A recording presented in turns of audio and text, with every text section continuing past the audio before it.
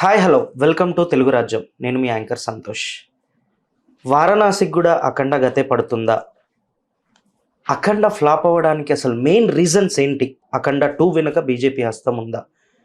ఈ టాపిక్ పైన మాట్లాడడానికి మన ముందు ఉన్నారు భరద్వాజ్ గారు. నమస్తే సార్. నమస్తే. అసలు వారణాసికి కూడా అఖండ గతే పడుతుందా అనే క్వశ్చన్ చాలా మందిలో ఒక క్వశ్చన్ మార్క్గా నిలిచిపోయింది సార్.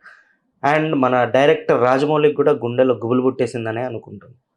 దీనిపైన ఏమంటారు సార్? అంటే రాజమౌళికి కూడా ఈ ప్రాజెక్ట్ మీద కాన్షియస్గా కాన్ఫిడెన్స్ ఉందని నేనైతే అనుకోవడం లేదు. ఎందుకంటే ఈ ప్రాజెక్ట్ ఆయన దగ్గరికి అంటే ఆయన డిజైన్ చేసిన ప్రాజెక్ట్ అని కూడా నేను అనుకోవడం లేదు. ఇది అంటే ఆయన మీద ఎక్కడి నుంచో ప్రెజర్ వచ్చింది. ఆ ప్రెజర్ మేరకు ఈ ప్రాజెక్టుని భుజానికి ఎత్తుకున్నాడు ఆయన. ఆ ప్రెజర్ ఎవరి ద్వారా వచ్చుండొచ్చు అనేది నా అంచనా. అంటే నాగ్పూర్ శిబిరం నుంచి ఈ ప్రెజర్ మొదలై అది నెమ్మదిగా ఆయన తండ్రి గారు అయినటువంటి విజయేంద్ర ప్రసాద్ గారి మీదుగా ఆయన్ని తాకిందేమో అని ఒక డౌట్. రాజమౌళి ఆ సఫకేషన్లో ఉండే ఆ రోజు ఆ విజువల్ స్టేట్మెంట్ అనేది దానికోసం ఒక ఈవెంట్ చేశారు వీళ్ళు రామోజీ ఫిల్మ్ సిటీలో. ఆ ఈవెంట్లో మా నాన్నగారు ప్రతిదీ ఆంజనేయ స్వామి నడిపిస్తాడు అని చెప్తారు కానీ ఏం నడిపిస్తున్నాడు ఆయన అన్నాడు. ఆయన ఏం నడిపించట్లేదు కదా, అది ప్లే కావట్లేదు కదా వీడియో అన్నాడు. నేను దేవుణ్ణి పెద్దగా నమ్మను కానీ అనే మాట జోడించాడు దానికి. అవును, ఈ టోటల్ వ్యవహారం చూస్తే ఆ మాట అనటం వెనకాల ఎక్కడో సఫకేట్ అయ్యాడు ఆయన ఈ ప్రాజెక్ట్ విషయంలో. అయితే దాన్ని తొందరపడి వ్యక్తీకరణ చేశానేమో అని ఆయనే అనుకుని దాని నుంచి చిన్న డైవర్షన్ తీసుకుని రకరకాలుగా నడిపాడు ఆ రోజు. కానీ ఎక్కడో ఆయన మనసులో ఆ ప్రెజర్ ఉంది అనేది అనిపించడం వలన ఈ ప్రాజెక్ట్ రాజమౌళి గారు డిజైన్ చేసినటువంటిది కాదు అనేటువంటి ఒక అనుమానం అయితే ఉంది. కాబట్టి ఇప్పుడు తెర మీదకి ఎక్కుతున్నటువంటి గ్లోబల్ ప్రాజెక్ట్ ఇది. ఈ గ్లోబల్ ప్రాజెక్టు, ఈ గ్లోబల్ ట్రావెలర్, ఆయన కేవలం గ్లోబల్ ట్రావెలర్ మాత్రమే కాదు, ఆయన యుగ ట్రావెలర్ కూడా. అంటే యుగ సంచారం కూడా చేస్తాడు ఆయన. సంచారం అంటే కాల సంచారం కాదు, కాల సంచారంతో పాటు యుగ సంచారం కూడా చేయటం. ఈ యుగ సంచారంలో ఆయన రకరకాల పాత్రల్లో కనిపిస్తాడు. రాముడిగా కనిపిస్తాడు అని ఆల్రెడీ చెప్పారు. కృష్ణుడిగా కూడా కనిపించే ప్రమాదం లేకపోలేదు. 4-5 గెటప్పుల్లో మహేష్ బాబు ఇందులో కనిపించబోతున్నాడు అనే మాట కూడా చెప్పారు. కనుక ఇదంతా కూడా హిందుత్వ ప్రమోషనల్ యాక్టివిటీలో ఇది గ్లోబల్ అఖండ అనుకోవచ్చు. గ్లోబల్ అఖండగా దీన్ని అనుకుంటే ప్రస్తుతం ప్రపంచం మూడ్ ఎలా ఉంది అనేది ఒక్కసారి అటువైపు తొంగి చూస్తే హిందూ మతం ప్రమాదంలో ఉంది అనే యాంగిల్లో గనక ఇక్కడ నడక జరిగితే దాన్ని సీరియస్గా భుజానికి ఎత్తుకునేటువంటి మూడ్లో పబ్లిక్ ఉన్నారని నేనైతే అనుకోవడం లేదు. దీనికి రీజన్ ఏమిటి, ఎందుకు ఈ తరహా కథలు ఎంచుకుంటున్నారు వీళ్ళు అంటే పాన్ ఇండియా మార్కెట్లో నరేంద్ర మోడీ గారు అద్భుత విజయాలు సాధిస్తూ వస్తున్నాడు రిపీటెడ్గా. కాబట్టి ఓటర్ మూడు జాతీయ స్థాయిలో, ఓటరే ప్రేక్షకుడు. ఈ ప్రేక్షకుడైనటువంటి ఓటరుడు చాలా కాన్షియస్గా హిందుత్వ వైపు నిలబడి ఉన్నాడు అని అనుకుని ఈ హిందుత్వ ప్రమోషను, హిందూ మతం ప్రమాదంలో ఉంది అని చెప్పడం, తద్వారా వాళ్ళ మనసుల్ని గెలుచుకోవచ్చు అనేది ఒక ఫార్ములాగా తయారు చేసేసుకుని ఈ ఫార్ములాలో సినిమా తీస్తేనే ఇది హిట్ అవుతుంది అనే ఒక మూఢనమ్మకానికి గురయ్యారు. ఆ మూఢనమ్మకమే ఈ రోజున అఖండ 2 అనేటువంటి అఖండ తాండవం అనే సినిమాని ఇబ్బంది పెడుతోంది. ఇబ్బంది పెట్టడం అంటే మీరన్నట్టుగా అది లోకల్ మార్కెట్లలో పర్వాలేదు, మంచి రెవెన్యూసే రాబట్టగలిగింది. ఆశించిన స్థాయి కాదు కానీ కంపారిటివ్గా బెటర్ కలెక్షన్సే తెచ్చుకోగలిగింది.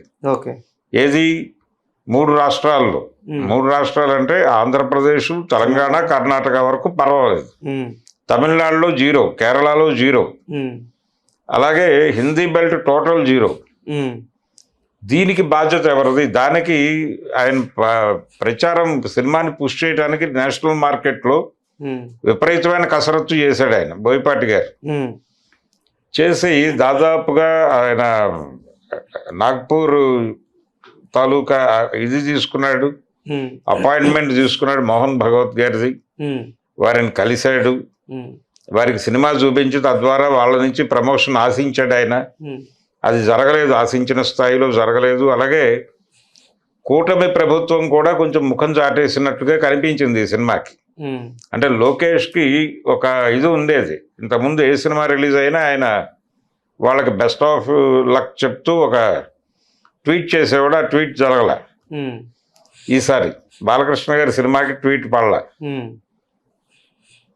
వార్ 2 అప్పుడు రజనీకాంత్కి అనుకూలంగా ట్వీట్ చేసి ఎన్టీఆర్ అభిమానుల పట్ల అన్యాయం చేసిన వ్యక్తిగా లోకేష్ నిలబడిపోయాడు. బహుశా అప్పటి నుంచి సినిమాల మీద ట్వీట్ చేయొద్దు అని ఏమన్నా అనుకున్నాడో తెలియదు, కానీ మొత్తానికి ఆయన నుంచి ట్వీట్ పడలేదు. రెండోది పార్టీ వైపు నుంచి ఏ రకమైనటువంటి అభిప్రాయ ప్రకటనలు రాలేదు. అలాగే ఆయన పార్టీలో, తెలుగుదేశం పార్టీలో ఉన్నటువంటి అగ్రనాయకుల నుంచి కూడా ఒక పాజిటివ్ కామెంట్ రాలేదు ఆ సినిమాకి సంబంధించి. అదే సార్, లైక్ ఎట్లా అంటే పవన్ కళ్యాణ్ గారు ఓజీ సినిమాకి బాగా సపోర్ట్ చేశారు. అదే అఖండ 2కి వచ్చేసరికి, అఖండ తాండవానికి వచ్చేసరికి పార్టీ సభ్యులు బాలయ్యకి ద్రోహం చేశారంటారా? అలాగే కనిపిస్తోంది కదా పరిస్థితి. ఎవరు పట్టించుకోలేదు, అలా వదిలేశారు. అలా వదిలేయటం అనేది సినిమాని కొంత కమర్షియల్గా ఇబ్బంది పెట్టి ఉండొచ్చు కూడా. అది ఇక్కడ వరకు. ఓకే. కానీ హిందీ బెల్ట్లో అయితే పుష్ కాలేదు సినిమా. కాకపోవడంతో అక్కడ ఒక రకంగా కళ్ళు చాలేసింది. అలాగే తమిళనాడు మార్కెట్లో కూడా కళ్ళు చాలేయటానికి కారణం ప్రాపర్ ప్రమోషనల్ యాక్టివిటీ జరగలేదు. ఓకే. నేటివ్ ఏరియా నుంచి జరగలేదు. ఇది తప్పు. ఇలాంటివి కరెక్షన్ చేసుకుంటే బాగుండేది. ఇది మాత్రమే, అంటే కరెక్ట్ చేసుకోవటం అంటే ఇన్ ది సెన్స్ ప్రస్తుతం పబ్లిక్ ఆ మూడ్లో ఉన్నారా, ఇలాంటి కంటెంట్ని కన్జ్యూమ్ చేసే మూడ్లో ఆడియన్స్ ఉన్నాడా అనేది చూస్తే ఉన్నట్టుగా కనిపించడం లేదనేది నా పర్సనల్ ఒపీనియన్. ఎందుకంటే 2024లో జరిగినటువంటి ఎన్నికల్లో భారతీయ జనతా పార్టీ దాదాపుగా 100 సీట్లు నష్టపోయింది అనేది వాస్తవం. అంటే ఎన్డీఏ కూటమికి వచ్చిన స్థానాల కంటే కూడా వాళ్ళు కనీసం 90 నుంచి 100 స్థానాలు అదనంగా గెలిచి ఉండాల్సింది, కానీ గెలవలేకపోయారు. గెలవలేకపోవడానికి కారణం ఏంటంటే చాలా క్లియర్గా పబ్లిక్ మూడ్ టువర్డ్స్ హిందుత్వ లేదు. ఆ లేకపోవడం వలన అది జరగలేదు. కాబట్టి వీళ్ళు ఇప్పుడు ఒళ్ళు దగ్గర పెట్టుకుని వచ్చే ఎన్నికల్లో కొంచెం పబ్లిక్ మూడ్ తనకు అనుకూలంగా ఉండేలాగా సెట్ చేసుకోవటము, దాంతోపాటు ఓటర్ రహిత ఓటింగ్ పద్ధతిని తెచ్చుకోవటం.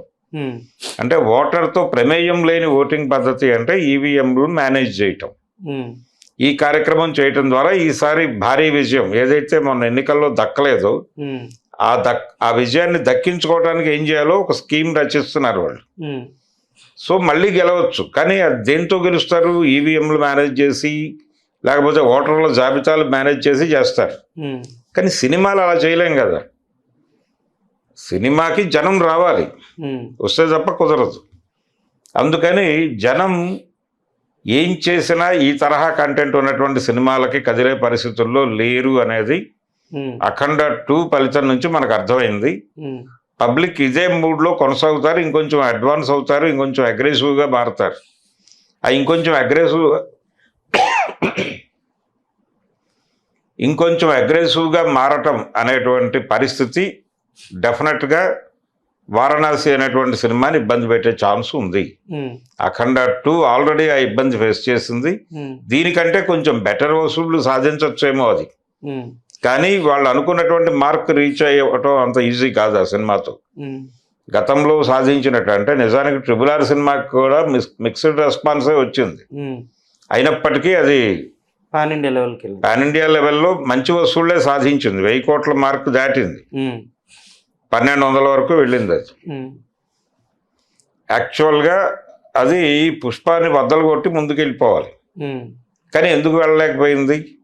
ఎందుకు బాహుబలి 2ని కూడా క్రాస్ చేయలేదు?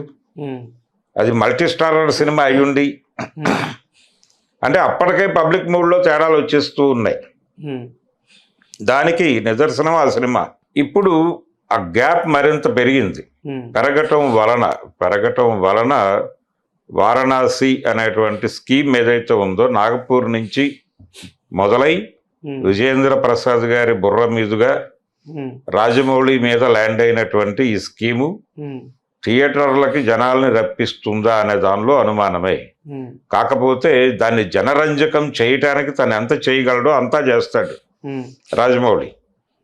నిన్న జేమ్స్ కెమెరూన్ ఒక మాట అన్నాడు, మీ సినిమాలో మళ్ళీ పులులు దూకటం ఇలాంటి సీన్లు ఏమైనా ఉంటే చెప్పండి, నేను కూడా వస్తాను షూటింగ్కి అన్నాడు ఆయన.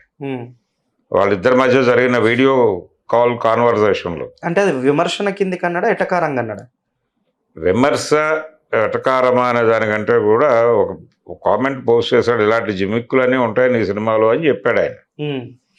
అది తెగర్తా అనుకోనక్కర్లేదు కానీ పొగర్తగా కూడా తీసుకోనక్కర్లేదు.